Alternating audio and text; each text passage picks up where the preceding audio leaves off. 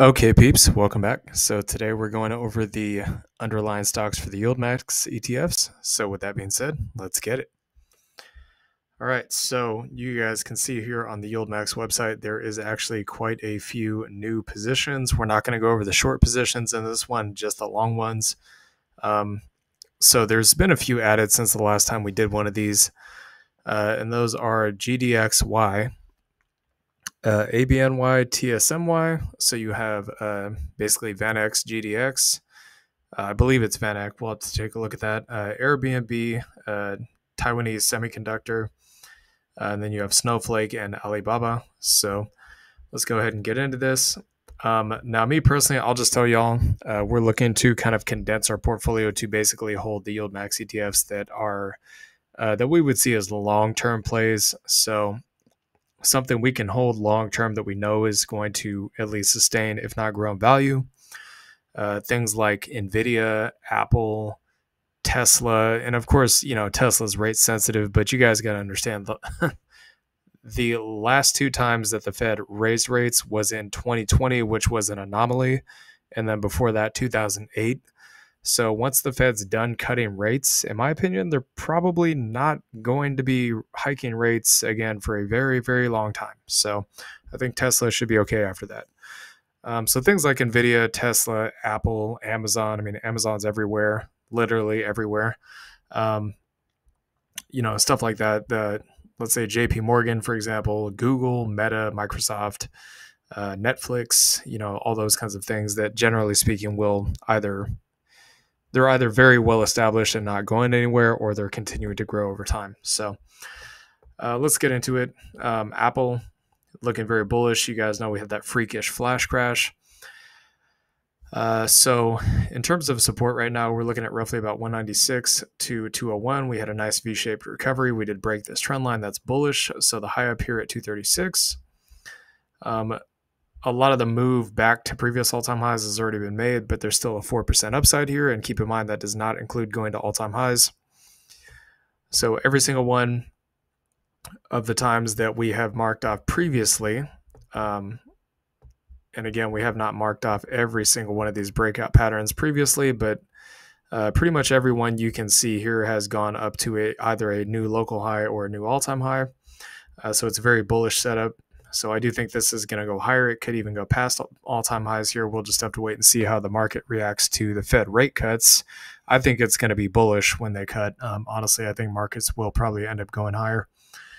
That's just my opinion, of course. So Apple, I would say this one's pretty bullish. I mean, Apple's not going anywhere. I mean, guys, everybody has a cell phone these days. So, and, probably at least, I would say 40-50% of those people probably have an Apple iPhone. So I think they'll do just fine. The Apple one looks bullish in my opinion. AI, C3 AI, not so bullish. I will say that personally, I'd be waiting to buy this one when it starts to get a macro move up. Okay, so we start seeing a trend, something like this, I'd be looking to potentially buy in there. Reason being is because these particular ETFs, they're covered call ETFs. So you catch some of the upside, but then you catch all of the downside. Okay, that's how that works. So I personally would not be, I mean, it's possible you could accumulate here, but if the price is just flat and they're paying out a dividend, then the price, generally speaking, if it's flat every time they do that, it's going to go down, right? So the best case scenario for these is to buy when the price is consistently going up. And certain stocks like C3 AI are not going to go up massively until we start seeing monetary easing. That's just my opinion. So regardless, it's sitting here on support at 2340 to 2860, and then we have 33, roughly about 33 to 39 up there at the resistance, and then 48 at the top there. And we also have to break this kind of down trend line here, which would be very bullish. There is some upside here, but like I said, because it's going mostly sideways, if I was going to do this one, I'd either do options on this one or a swing trade of some kind. I would not necessarily buy the YieldMax ETF. That's just my opinion. I mean, of course, unless you don't care about price, you just care about the passive income, there's that. Pretty much the same thing goes with ARK. Again, this is a rate-sensitive position. I will say that it is holding nicely within this broadening, rising wedge pattern, which generally speaking is a bearish pattern, but there is a small probability it could break bullish. Don't really know here. So support roughly about that $37 level. You're looking at 49 to 53, 54 is that kind of local resistance top there. So potentially 70% upside, but again, there's quite a bit of resistance up here. So you have this zone, then you have the top of this wedge pattern, and the wedge pattern itself is actually a bearish pattern. So I'd be a little bit more bearish on ARKK at this point, although we do hold some. We do expect it to go up when the Fed starts cutting rates. Amazon, I think this one looks very bullish. So we had this, once again, this kind of freakish flash crash here. It held this trend line very nicely. We actually showed you guys this on X. I'm going to show you one more time, but let's see here if I can find it. So, I mean, it's not perfect here, but basically every single time we hit this trend line, the RSI on the daily was basically oversold. This right here was actually a bullish divergence. So you had a lower low on the price and a higher low on the RSI, but this RSI bottom right here did indicate that the bottom was coming soon. So after that, a bottom hit and then it bounced. RSI hit oversold or close to oversold here, probably oversold on the 4-hour time frame. Hit the trend line, bounced, and then rinse and repeat this most previous time. So based on history, it looks like it might actually be the bottom for Amazon. So based on that, I would say it's very bullish. Amazon could easily go to new all-time highs. So support 170 to about 190, and then the highs up here at 200. I mean, I don't think that 200 is the top for Amazon. I really highly doubt it. So from the bottom of support here all the way up to the highs, it's roughly about a 17% gain. Again, Amazon AMZ is one of those ones that I think will do well even when the Fed cuts rates. Because again, I do think that the Fed cutting rates is going to ultimately lead to the markets going higher. Historically, that's not what happens, but we already told you our theory about 2022 and why we expect the inverse to happen this time. So 2022, they raised rates, markets crashed. In 2024, they cut rates, markets go up. That's kind of the thesis we have. So Coinbase, this is a cyclical play, but again, we're not expecting Coinbase or anything in crypto to top out until roughly about the end of next year. So I'd be waiting for, I'd be waiting for this one to get above the EMAs to add any more. So that's me personally. So 150 to 174 at support, 210 to 230 at resistance, and then the high up here, the recent local high, I should say, is 284. There is quite a bit of upside here, so 35%. The thing I did want to show you guys is the all-time high is much, much higher than this. Okay, that's another indication to me that likely, based on this right here, this being the high for Coinbase previously, during the previous bull market cycle, that Coinbase, as of this cycle, probably likely is not at a top yet. I mean, I can't guarantee it, but I'm pretty confident about that. So I would say at least for the next 6 to 12 months, maybe 16 months, I'm pretty bullish on Coinbase. Disney, I mean, this is a classic one. I mean, we talked about this before. Unfortunately, it is still sitting at these levels, but you guys can see this is a decade-long support level it's sitting at. Generally speaking, when it did get down to that level, it has had a massive move up every single time it's gotten down there. So I would say I'm pretty bullish on this one. The only thing I'd be waiting for is for it to get above the EMAs. So we're about to get a golden cross here on the RSI too. That's also very bullish. You can see last time we had that was kind of at this recent touch of this decade-long support. So 78 to about 88 on support, 113 to 120, 123 up there at that resistance area. So we'll just measure it from the top of the support, so roughly about 36% and 39% respectively. I'd say I'm pretty bullish on Disney. Now going on to Google, I'm aware of the whole antitrust thing with Google. I'm not concerned about it, y'all. Really, I'm not. I mean, they've done this and or tried to do this to other tech companies. They also tried to do it to Amazon, believe it or not, and Amazon still seems to be doing just fine. So I suspect this is going to be no different.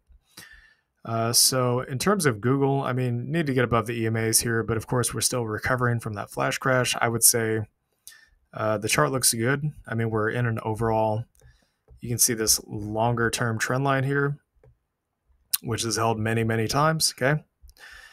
So 1, 2, 3, 4 tests, and we're still holding this trend line. I would say that's very bullish. Of course, this arrow is pointing to the oversold signal on the, I believe it was the daily time frame, if I'm not mistaken. Yeah, so oversold signal on the daily time frame on the RSI. Guess what happened? That was a bottom, and then price went up.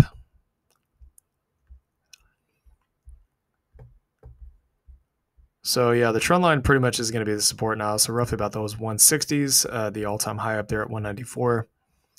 I think this thing has quite a bit of upside. I think it could easily go past all-time highs. So 16% upside. I'm pretty bullish on Google. JPM, even though the Fed rates are at all-time highs, you'd think that would, I mean, it does generally have some bearish effect on the banks. Financials usually suffer, unfortunately, when the Fed raises rates, but that doesn't seem to affect JP Morgan at all. So this one looks very, very bullish in my opinion. I would say likely this thing could go much, much higher. I mean, it's already sitting at all-time highs, so that should tell you something, but 200 to about 206 would be the support. There's a possibility it could pull back, but you guys can already see this weekly candle from 2 weeks ago was already breaching these candle tops here. So I would say likely the pullback coming anytime in the immediate short term is very, very small. But if there was a pullback, the potential upside here could be as much as about that 9 to 10% range. I would say I'm pretty bullish on JPM. Same thing for Meta. This looks very bullish. The only thing I would say that's a little bit concerning here is this potential triple top. So you have one top, two tops, three tops. That's a bearish pattern. But on the flip side, you also kind of have this, it's not exactly perfect, but you kind of have this double or triple bottom here as well. Trying to get this lined up nicely for y'all. So at the very least, a double bottom. So basically this thing is just chopping sideways. But I will say, I mean, it recovered nicely. It's above the EMAs. It is retesting the all-time highs. Generally speaking, when we get a recovery this fast, also there's a potential for a W pattern here. Yeah, when we get a recovery this fast, it is likely to break all-time highs in my opinion. Plus the W pattern is bullish. So I'd say I'm pretty bullish on this one. Plus we're about to get another potential golden cross on the MACD here. So I'd be looking for maybe a pullback to 442 if that does happen, which in my opinion at this point, I don't think it's going to happen. Again, not financial advice, not a guarantee. Roughly about a 23% move. I'd say I'm bullish on Meta. Microsoft. So this one is, it's a little off, but you guys can see this trend line was held and then we had that crazy flash crash and now it's being retested. I'd want to see Microsoft get it back above this trend line and above the EMAs to say that I'm bullish on MSFO. But generally speaking, Microsoft is a very stable company, so I wouldn't be too worried about it. Support down here at 350 to 370. All-time highs up there at 460. If this reclaims this trend line about 430, that would become support. So roughly about 9%, and then potentially as much as 34% gain. The fact that the flash crash only made Microsoft go down here to this roughly 385 and we didn't actually touch support tells me likely it's probably not even going to hit support. So Moderna, this one is basically sitting at this very, very long-term kind of support here. I do suspect this is going to hold. I'm a little bit more bearish on this one, even though we have a position, we may still add to it, but we really want to see the price get above the EMAs here. So support here is 60 to roughly about 95. The resistance is massive to the upside, so 178 to 220. I mean, just to get back to the EMA is roughly about 42%. So to get back up to those resistance highs up there is a 166% move. I'd say I'm a little bit more bearish on Moderna, but again, we are getting close to this oversold on the RSIs. So that may be an early indication that maybe this thing's going to reversal at some point in the short-term future. So MicroStrategy, I'm still relatively bullish on this one. Again, I think this thing still has probably another roughly about 12 to 16 months to play out to the upside. It's pretty much just in chop land right now. I think it's basically just doing the same thing as the rest of crypto. It's waiting for the Fed to cut rates to actually moonshot. That's what I suspect here. So 100 to roughly about 120 at support, 170 to 200 at the resistance there. If there's a pullback, the upside could be as much as 80%. I'd say I'm pretty bullish on this one. Again, this is a cyclical play. Netflix, this thing is breaching all-time highs. You can see up here. I would say, I mean, this thing definitely looks like it wants to go higher. I mean, we had all these kind of chop sideways red candles, like, more than 3. And then we had these 3 green candles. I would say likely it probably will end up breaking all-time highs. Plus we have a golden cross on the RSI here. So I would say I'm pretty bullish on this one. Pullback area would be the bottom of the zone, so roughly about 562. The all-time high is at just shy of $700, so roughly about 24-27% gain. I'm pretty bullish on this one. NVIDIA, we've already gone over this chart, so I'm not going to go over this in too much depth. But it's very bullish looking. Okay, nice big fat recovery. We got the oversold signal on the daily, went back up immediately, just like in previous times. The Fibonacci retracement level that I will show you guys that I was talking about before is roughly about that 170, the 1.618, that, or in this case, 174. So 170 to 175, somewhere in there would be a potential target here. Massive upside. So if I just measured it from the current price to 175-ish, 35% gain. Again, NVIDIA earnings is this upcoming week. I suspect NVIDIA is going to be very bullish, and I think likely it is probably just going to go to new all-time highs, which means NVDY will go up. So PayPal is looking very bullish. We finally got this golden cross after being beat into the dust for eons, it seems. So you guys can see this thing really has not had a recovery in a very long time. Finally got that golden cross on the weekly time frame. I would say PY is looking pretty bullish at this point. MACD trying to get back up in that bull zone. RSI is in the bull zone. We had golden crosses on both of those. This is, in my opinion, based on these 3 technicals right here, I would say likely I would become much more bullish on PY at this point. That's just me.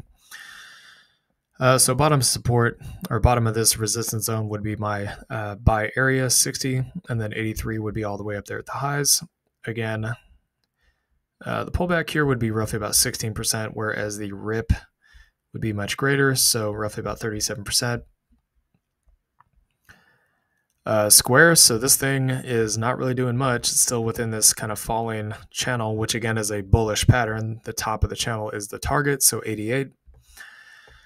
I'd say I'm pretty neutral on this one. I'd want to see a breakout of that channel first before maybe trying to position and squee. Again, we got out of squee, but there's a reason why we did that. So we may end up getting back into it, but I would say based on this chart, it's quite neutral. The other thing you guys have to understand is Square went to all-time highs in the previous cycle because of Bitcoin, okay? So Square, they have Cash App. You can, do or buy and sell Bitcoin on there, and the CEO of Square, I believe, also has a pretty sizable Bitcoin position. So this is not just a passive income play. This is also a crypto play. So I'd be looking for the top of this support right around the bottom of the channel as support, so $55, and then we're looking at roughly about 82-ish to 90. I would say it's on the cusp of becoming bullish, but not quite. It's got to get out of this channel, so roughly about 62%. Tesla, once again, I think Tesla is going to move up massively when the Fed starts cutting rates. This is a rate-sensitive kind of stock. We've pretty much already determined that based on the Fed hikes that have kind of impacted Tesla. So overall, I would say that this chart does actually look quite bullish. So we had a golden cross here. We had a flash crash below support, but then we got back above it. We're holding above it. That's all very bullish, okay? We got a break of this white trend line where it closed above it, even though barely. That's still a win in my book. We got out of this falling channel. Got the oversold signal on the daily time frame with a bounce. So that's all very bullish. I'd be looking at pretty much where the price is now, roughly about 215. To get in at support, the price is at 220, but it's more or less the same. So, and then 270, kind of this 270 area would be my target. So measuring that from support to that target, roughly about a 24% gain. ExxonMobil, so In my opinion, I think likely when Trump gets elected, the conflicts. Let me let me rephrase that, conflicts, because we know YouTube is YouTube, right? Will likely come to an end, and we'll see oil prices fall again. A falling oil price is good for inflation because inflation comes down, which means that people can afford to buy stuff. So I suspect that the prices of oil, as you guys can see in the past, if I actually zoom out here on oil, you can see the prices were much lower down here before the anti-inflation, anti-international conflict times. And then as soon as international conflict took place, guess what happened? Oil shot off to the moon. So I'd say I'm a little bit more bearish on this chart.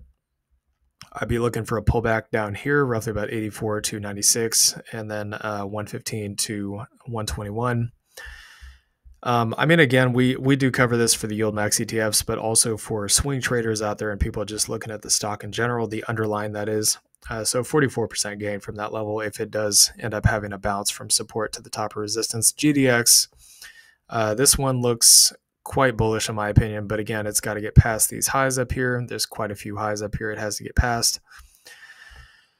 So EMAs are, I mean, they're fanning out and the price is going up, which is very bullish in my opinion. I would say likely probably about this, roughly about 32, 33, somewhere in there would be a pullback area if I had to guess. So probably right about there. And then the resistance up here at 38 to 41.50.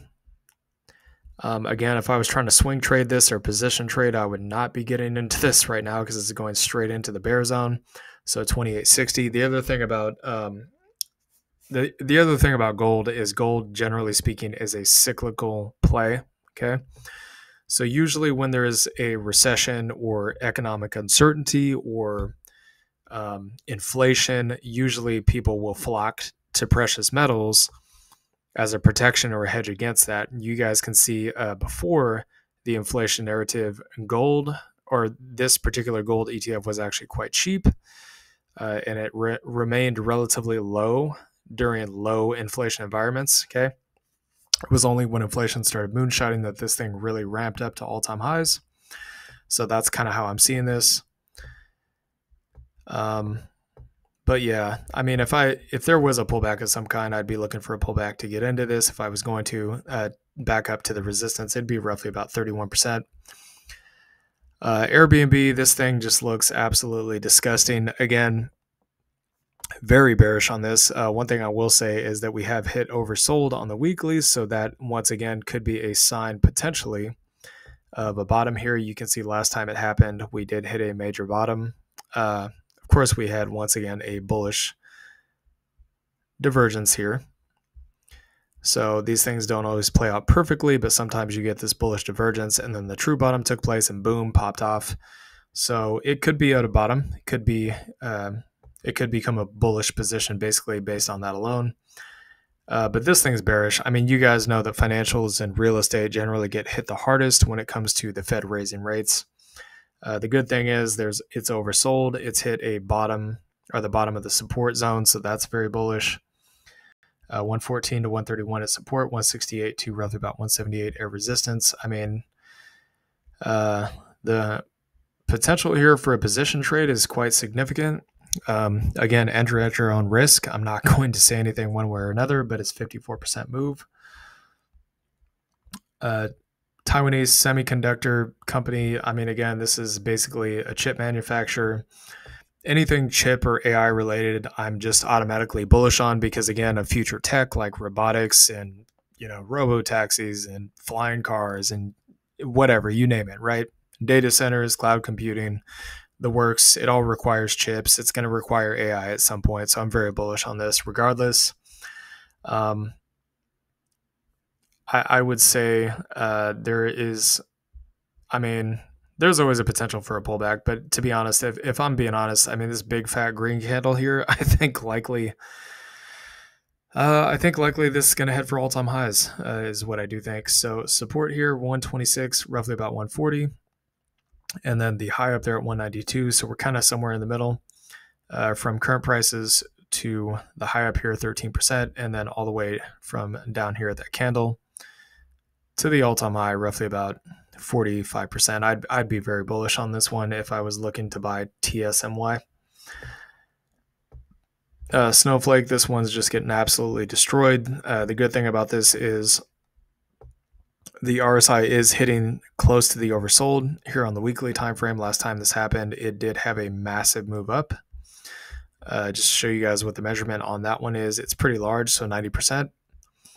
And this is also a major support. So in my opinion, that's some pretty bullish confluence, even though the price, like I said, again, it just looks absolutely disgusting. So 107 to 118 on support, 191 to roughly about 240 at that resistance.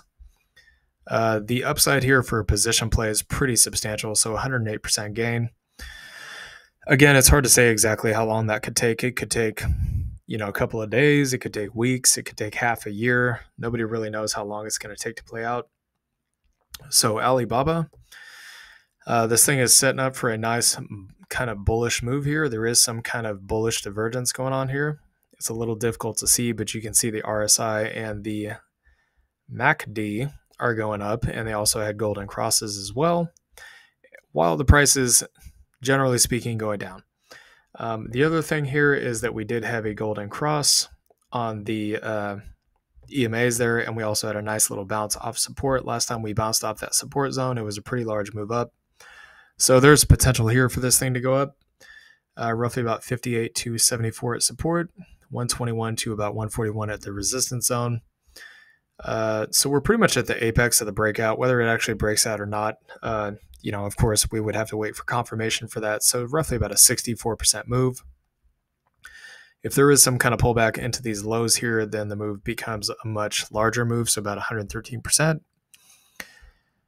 KWeb, you guys know this is based on the CLIP ETF. So what I will say about this is that the MACD and the RSI indicators, the lows here are getting progressively higher. So we're getting higher lows here while the price is still kind of going down and or flat. That could be considered to some extent bullish divergence. Also, we are sitting at these multi-year over a decade long lows here at the support. I think likely this thing could recover under two circumstances, and it could have massive upside moves. The two things that I would want to see is that, number one, the Fed cuts rates, which is obviously bullish not just for the U.S., but the entire world, because, again, the U.S. has the largest GDP on the planet. And number two, the upcoming president in 2025, which, again, I think is going to be Trump, would be willing to do profitable trade with China. Okay. So those two circumstances in my mind would have to be met. So support we're looking at here at 17 to 26, and then the resistance 60, I'd say 68 to about 78. So roughly about 191% move. There is potential here, but again, I would want to see those two things play out first. So anyways, I hope everybody enjoyed this content. Please like, comment, and subscribe, and I'll see y'all later. Peace.